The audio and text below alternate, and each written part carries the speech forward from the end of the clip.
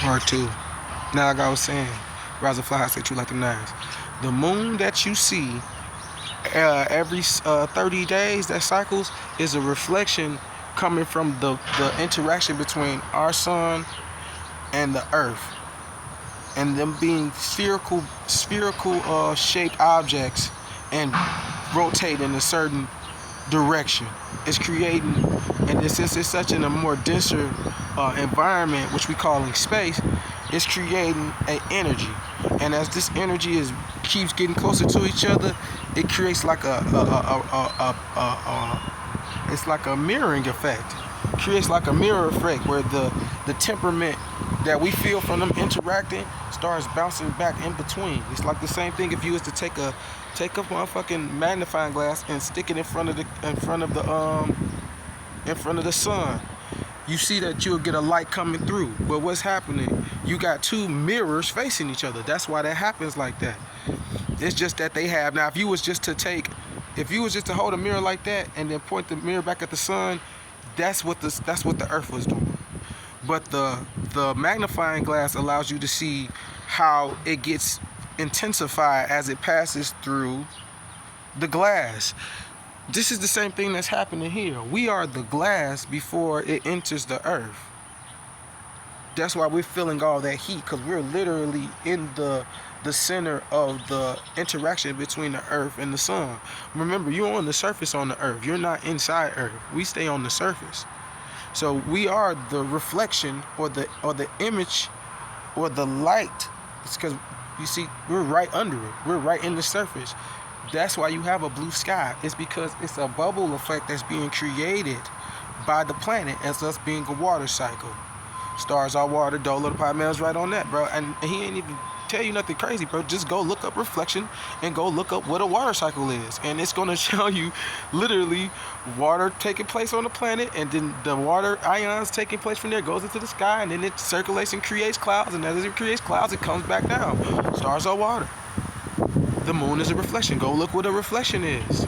Based on where you're positioned at, you're going to see a shadow or a reflection or a projection. This stuff it's not that deep. Shout out to Dolo the Pilot, man. Archangel Uriel. I mean, like, yeah. So, what else was I saying? Right. So the sun is like a mirror, and then our atmosphere is like a mirror. And these two mirrors, one of the mirrors is transparent, which is our atmosphere. So as the mirrors keeps getting closer and turning each other, there's a point that creates a bending of energy. There's a friction. Just like if you rub your hands together, but your hands not all the way together, that's why when you put your hands together, there's an open space. Because where you ain't got where your open space is, that's where the energy is being created. Motherfucker. Now, so the image that they showing you of all these different planets are supposed to be the reflection of those planets, which is the dead state. Which is the dead state of those planets. That's why when you look at the moon, it looks gray. Because it's the dead state. It's our reflection. It's the other side. It's our shadow.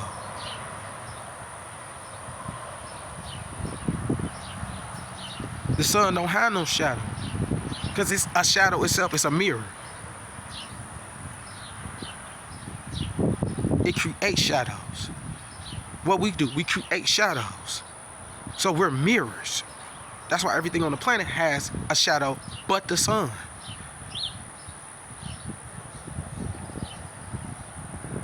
And when you shine a fire near a wall, you see that the shadow of the wall is only the object that the flame is in. Oh shit scared the shit out of me. So, but anyway, back to Saturn Moon Matrix. So the Saturn Moon Matrix is really Satan, or the synagogue of Satan, which they talk about in your Bible. These people really playing on your mind and trying to control you. But there is an entity, there's a spirit that's trying to keep people controlled. But that's why you have, right after the planet Saturn, you have Uranus, or your anus, your ass, which is going back to this cosmic shit I'll talk about. And then after your anus, you have Neptune. And then after that, you have Pluto. But what does Pluto represent at Disney? The 666 god. Pluto represents a dog, the dog Pluto. But dog backwards is his God. Also, it's a higher light. Oh, okay. So it's a 9. It's the 9th planet. Oh, but they don't want to call it a 9th planet no more because it ain't moving its neighbors out of its area. It's a dwarf planet. Even though it grew to be spherical, it's a dwarf planet because it don't move its neighbors. Well, they're using neighbors to talk about planets and stars. Oh, because they're trying to tell you it's the same thing. They're talking about you on a higher level, micro, macro. So the neighborhood is the other planets and the other stars. Why I need to? Cause you ain't chaotic. So they trying to tell you it ain't got nothing to do with this realm. It's not chaotic. Cause it's supposed to be representing your higher self as the being who came over here after taking a nap, took a shit, got up, napping, and tuning. So he took a nap to get tuned up. He took a shit. And the shit got passed through Uranus and came down to Saturn. And so Saturn dealing with all the dead shit. But once again, the 9 is representation of you. So 9 is ascension. But the only way to ascend, you have to get something new, you gotta let something go. So every time you move from one number to the next, you gotta let something go from the past number path you've been on. So if you was a 1 and move to a 2, you take what you learned from being in the space of a 1 and you go to a 2 with that knowing of 1 to get a better understanding of 2, so that you don't get caught up in the same cycle and the lessons that you had to deal with when you was at the stage of 1, because everything is building upon itself. But this is all still talking about just the physical you, because what we're trying to do is what we did and what we learned spiritually when we learned how to start being able to leave the bodies at will again after we can't start awakening back from our descension or our fallen state, which is a fall out of consciousness. Which there's a number of different stories on why that happened, but I'm not sure. But I know I was here around that time, and but I was here before then too. Before this, see y'all lost. This is the 3rd time we reawakened. The first time it happened, that's when we started realizing that we could lead the spirits again, and that we was just in temples. See, when we first fell, we forgot that we were the spirit. A lot of us forgot, but we still had abilities and shit because we were falling down. We still hadn't fell fully away from the higher realms yet, or dealing with mama and pa. But that's a whole nother story, because we don't really even see that's why everybody in the cosmos is brothers and sisters. We don't really see ourselves as having parents, because as spirits, we are born, and when you are born, you really never have a starting point. Your starting point is that I was here and I was there. But you notice that your here and there happens all the time. So it don't matter where you at, you always be born, and you always have to start back over from where you started at.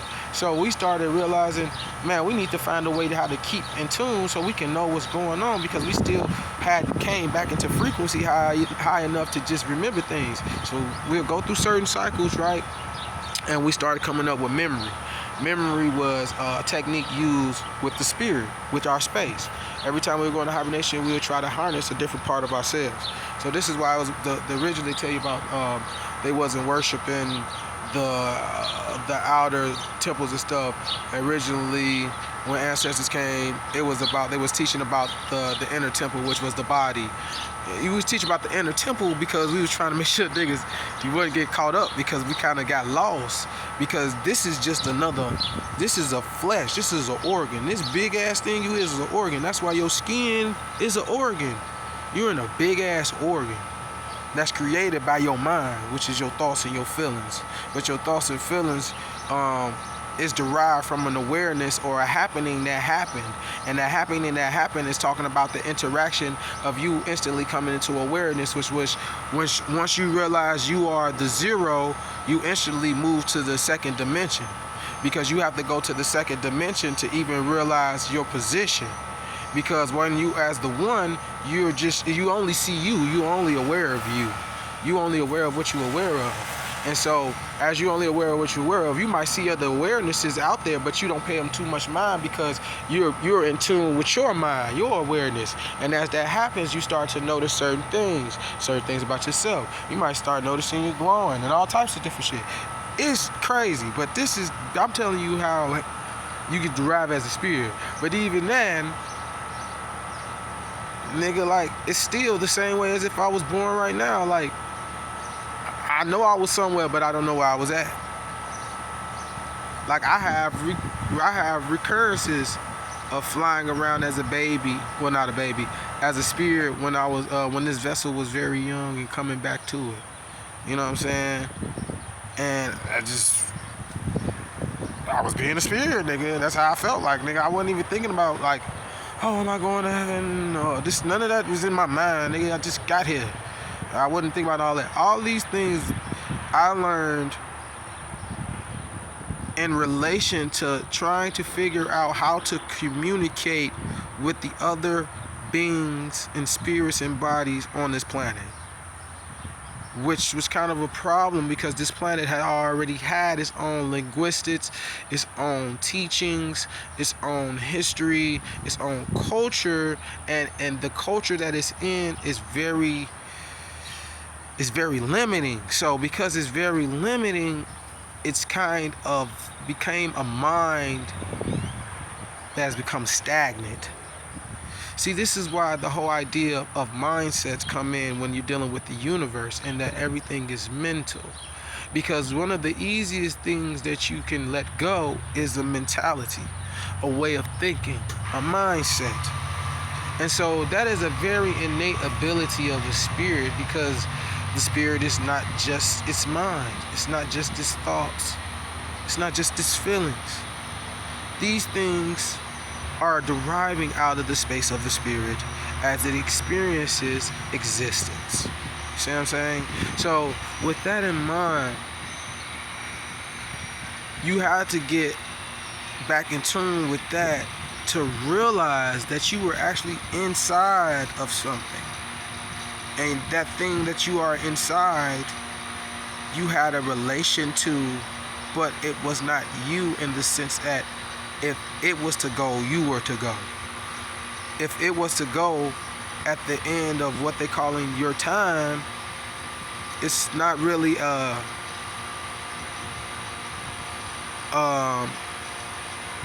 decaying as it is a separating.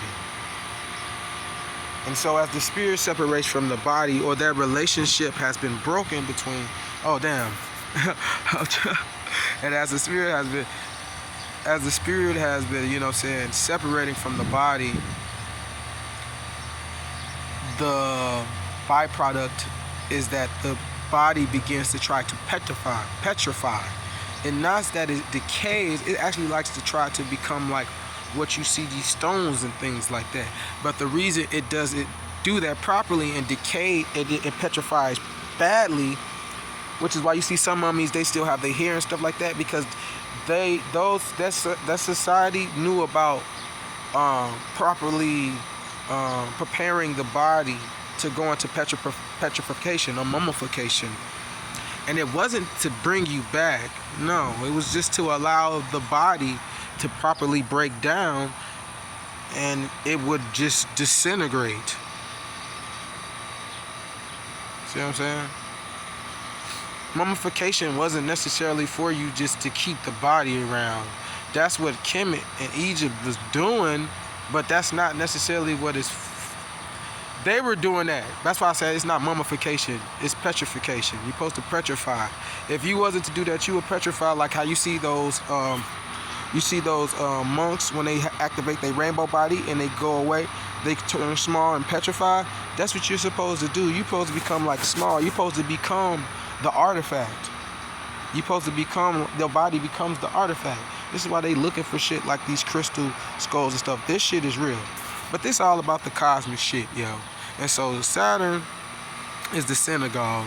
The synagogue is only having you deal with Saturn because Saturn has rings, and the rings is a symbolism of a limitation, but at the same time it's showing movement, but it's also showing the stagnant movement because the waves of Saturn is not flowing properly throughout the cosmos. So they're using it, and they're only allowing you to have the knowledge of the first few planets. And so Saturn is the number 6, which is 6 is another vortex that we see in nature that plays out.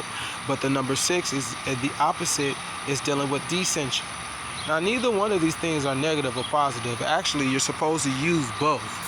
But when we're talking about the overall, the powers that be, or the evil ones, there are what we consider the cosmic six. And those sixes you should stay away from. Your internal six is fine, because you use your internal six when you're getting too high, or too up on your high horse. You're getting unrelatable, or you're getting too distant out. You're getting too far out there from people to understand you. When you start getting more into your 7th, 8th, and 9th dimensional energy, before you do another transformation again, because we're supposed to be doing physical transformation. So like I said, this is as a spirit race, this is like our second overall cycle in this place. Because if in the first cycle we learned about our spirits, well, we remember who our spirits was, because I'm also talking about after we fell from dimensions too. So when we got in the third dimension, we kind of had to become like children again. That's why I talk about being the child mind of a child again. Because in the state of the child of the mind, being in the state of a child, or the mindset of a child, you access certain memories on accident. But you're supposed to eventually let go of your childish ways, and you're supposed to organize things like that. But that's another story. That's all this shit is. That's all this stuff we talking about. It's talking about the internal, what we're doing as spirits, and as spirits we're trying to get an organ that's light enough but dense enough so it'll to the 9th dimension. They're trying to create 9th dimensional bodies. Yeah. So that way, because even though this is a dense organ, there's benefits to having this organ energy, because this is an energy too. This is your energy manifesting from the material that was given to you by your 2 gatekeepers, or your 2 parents, your 2 guardians that let you in, your mom and your dad. And so they granted you access, and this is what you created with your energy. Now, the thing about this, because everybody talk about density and density and density. Density, this, well, like I said, this is season 3, yo. This is why we're in the 3rd dimension. This is season 3. Season 2 started in the upper realms. We fell down to the 3rd. And then ironically, we fell, and now we're trying to complete season 3. So this is season 3 of the cosmic spiritual. It's not even a race. It's like the growth. Well, here in Earth, it's like a race down here, but in the universe, we're just waiting for these cycles to grow. But you as humans, this is where you're at. You're trying to, well, a lot of y'all trying to understand that you're the spirit and that you can leave your body at will, which is kind of behind. You're supposed to be trying to activate this body so that it can transform and go into its cocoon state, like a butterfly, like a caterpillar to a butterfly. But you know that even though a caterpillar turns to a butterfly, it's still the same caterpillar. It just got wings now and a different body. Because if you see that caterpillar, guess what? When it lands, it still eat grass. Blew my mind. I mean, I literally seen the butterfly come up, pick up some grass. It looked like it looked damn near human, because he had it looked like grass with his hand and just picked up and ate it. I was like, this is crazy shit. Even though caterpillars do that already, to see it as a butterfly, I never seen it like that. It just blew my mind, man. Blew my mind. It's freaking awesome. This is a long ass video. We're gonna put both of these out though, because I'll drop some shit on here. But yeah, that's the cosmic shit. And they're using the energy of the Vortex 6 to keep y'all spiraling down. And so they don't let you see the other 3 planets. Which ironically, you're supposed to get to number 9 and see the other 3 planets be outside of 9. See, that's why I'm telling you, this is the cosmic shit. At 9, that's you shedding the other numbers. You no longer physically need them, because you have them eternally. You know how to create them internally now. So you can fly on. You light enough. You light in color and light in weight. You more buoyant. You light, baby. Because when you light in weight, you draw more light to you. As in physical light spectrums, the light gets drawn to you more, because it's like you light. You ain't heavy. You know what I'm saying? So when light attracts light. So when you lighten up, you start attracting light to you. Now, if you don't know how to transmute and modify that, it can become dark again, which can start playing on your mind, which they call the ego. But that's another story, man. I'm trying to tell y'all how these gems go, bro. This straight, you ain't seen me pick up no blunt. I mentioned a couple of people, but Dolo telling you shit you supposed to know anyway. It's this what I'm telling you, like nigga, a lot of shit, it's not common. It's common sense, but you got to be in tune with them common senses. You got to be in tune with them settled senses. People ain't in tune with them settled energies no more. They can't get in tune with themselves to hear the ether and the wind and the water and the earth and birds and trees. They can't hear it talking to them. They don't hear it. They don't hear it no more. So I'm out here in nature, breathing in that good ass product. Y'all trying to let y'all know about this weak ass Saturn moon matrix or the cosmic shit of the number 9. See, once you take that cosmic shit, you move to 10. You let it go, so now you can change and become whole again. You become that 10. And so that 10 transforms into whatever that's gonna look like for you as a vessel. And then you move through them gates again, number 11. Now you understanding the gates. Now you moving through the heaven's gates. Now you moving through the 13 heaven's gates. Now you moving through the 13 gates. 13 gates. Alright? And so, you know what I'm saying? Then you move to 12. And when you get to 12, you realize that 12 is the connection between you and nature. And when you get to 12, you realize nature is mama. And so what you be like, what's 13? What's 13? It's the unseen. Well, mama's the unseen too. But nature is a representation of mama. So nature's got a representation of of mama. And 13 is a representation of the grandmama, which is only being represented by the sun, which is Papa. See how they go? See, the earth is a representation of like a daughter planet. The sun is a representation of like the grandma, but it's being represented by the son or the grandchild, and it's covering the grandmama is the darkness, it's the ethers around you. That's the grandmother, and the stars within the grandmother is the cosmic web. You know what I'm talking about? And they ain't nothing but bodies of water and the cosmic web coming from us, flying from here and there, dealing with different beings and different family members everywhere. But you can't get there in those type of ships.